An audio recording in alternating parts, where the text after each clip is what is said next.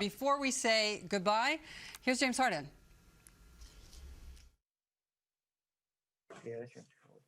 Freeze. Okay, go ahead. All right, we'll get started with Michael Grady from Yes Network. Hey, James, what's the message communication like between players in terms of the mental and the physical adjustments you guys want to make, and even verbal, adjustments you want to make defensively? It's a little bit of everything. Our communication, our positioning. We haven't really had a lot of practice time, so we're kind of learning on the fly. But I think communication is going to help a lot of that out. Just constant effort. We got to be more active on loose basketballs.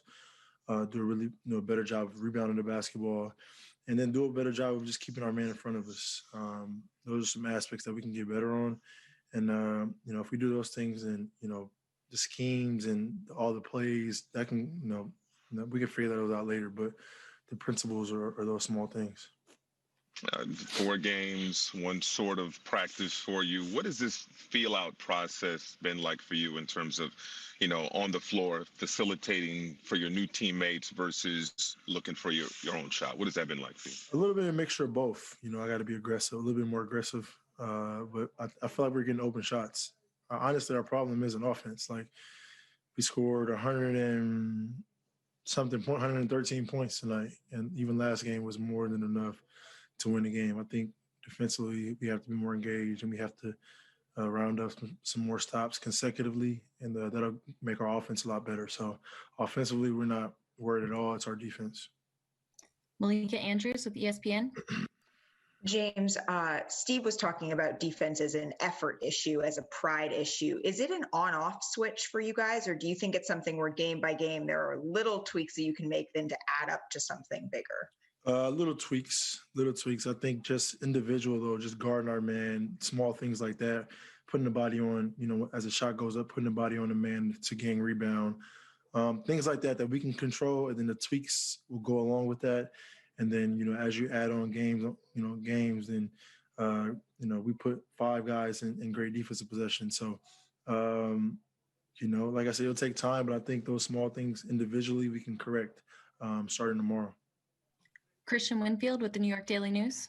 Hey, James, obviously you went those first couple games playing with just Kevin. What's it like learning to play with Kyrie and figuring that backcourt dynamic out? That's a process. Obviously, we all know how great Kyrie, of a scorer he is. But like I said, for all of us, not just me, Katie, and Kai, it's all of us have to find a way to lock in and be engaged on the same page. Whatever 5 guys are out there defensively, like, as much as we can talk about scoring, we're very good at scoring. We got to, round up some stops. And once we get that going, then we'll be, elite on both ends of the ball. But right now our problem is defense. Back to Malika with ESPN. James, was there any difference for you in starting in the front court? No. Nope. Okay. Steve Lichtenstein with WFAN. Hi, James. You talked about guarding your man, but is there anything that you can to keep ball handlers out of the paint a little better? We can, but I think individually, we watch film before games, so we have to take upon the challenge to know who we're guarding, their tendencies and what they like to do. And tonight what killed us, they had maybe point paints. They had 70, points in the paint. That's a lot of points in the paint. So we just didn't do a good job of guarding the ball, and they got into the paint, and offensive rebounds happen, layups happen, and just not good things doesn't happen when the ball get in the paint. And tonight we allowed that too much. Brian Lewis with the New York Post. Hey, James. With the schedule being what it is, whatever schematic tweaks you guys would make, there's not a lot of time, a lot of practice time to do that. So is that just a matter of playing through that and having to come to an epiphany on the court? Tomorrow we got another chance to get better. So I'm sure Coach will have some film for us pregame. Miami is, another great team, especially on the Eastern Conference, and, we're going to have to figure it out. But I think if we're engaged and, we have each other's back defensively, gang rebound, we'll have a chance in any game. And last question, Matt Brooks with Nets Daily. Hey, James. We talked quite a bit about on-ball defense. Do you feel like there's anything with help? Is it Yeah. rotating over a little bit late as well? Is there anything you've been able to diagnose from where you're at on the floor? I think, yeah, that's a good question. I think just individually, I think our communication, from the other four guys, the guy that isn't guarding the four guys that aren't guarding the ball, has to communicate on where the help is, where to send the dribbler, and to just communicate, have each other's back, And I think once our communication from all five guys are in sync, our defense will be that much better. But it seems like we're on an island, out there, and we have to all do a better job, including myself, of communicating and helping each other out defensively, which, will happen.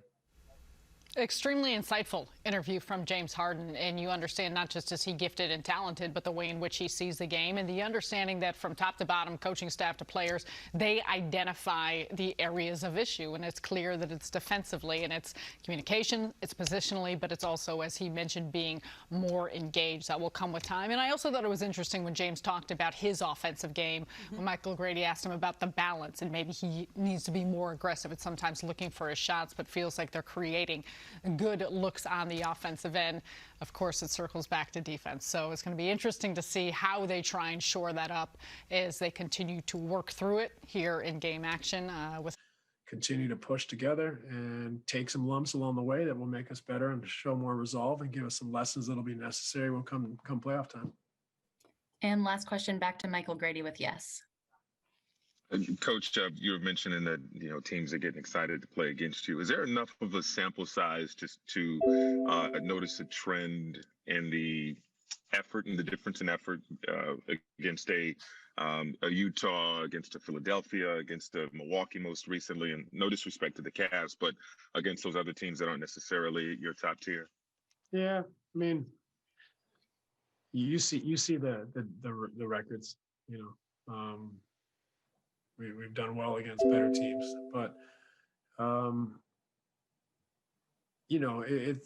we've talked to them about having a target on our backs, and that you're going to get people's best shots, and they'll be excited to play against the guys that we have on our roster. So there's a certain element of that, but like I said, we have to make them aware of that discrepancy in the effort and against the team we're playing, but also just overall that we stick to what our path is. And it's not a normal season. So it's not going to be 2 days between games sometimes where you can just practice. It's going to be very rare. We're going to have to, really keep chipping away. It's going to be small margins and small growths but continually, have that be our plan and not get sideways over a couple losses. So we got to demand, we got to expect, we got to push. And at the same time, we got to understand that it's not going to be,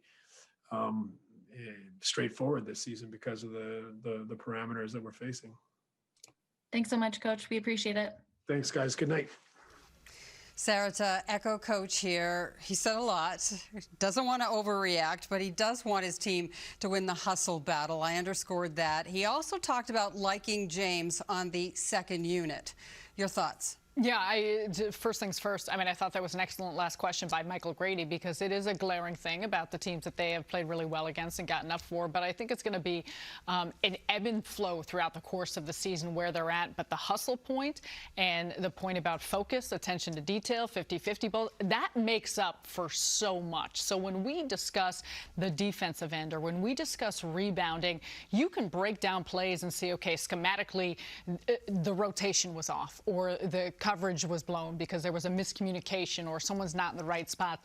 When it comes down to just focus and hustle, that's where I think Steve Nash is starting to take some issue in certain spots of feeling like his team could do better and be better. And so I think that is the thing when you look at these back-to-back games with the Cleveland Cavaliers, you would maybe have expected more considering the fact the way things ended the other night. So that's a point that Steve Nash brought up in pregame. He said sometimes it seems like we always expect that we'll get them later. player, and that hasn't happened. When it comes to James Harden, I think it's going to be a work in progress with the combinations of the rotation. However, James Harden, he ran a team in Houston for the last 8-9 years, so that should seem like the perfect fit. But I do think it's not just about these star players; it's the complementary players, how they fit in, what roles they are playing, and to make sure that they're just as productive as well when they get their opportunities. And Coach often talks of pride and connectivity. On Wednesday night, the Cavaliers, they certainly had their way. The Nets know what they have to do moving forward.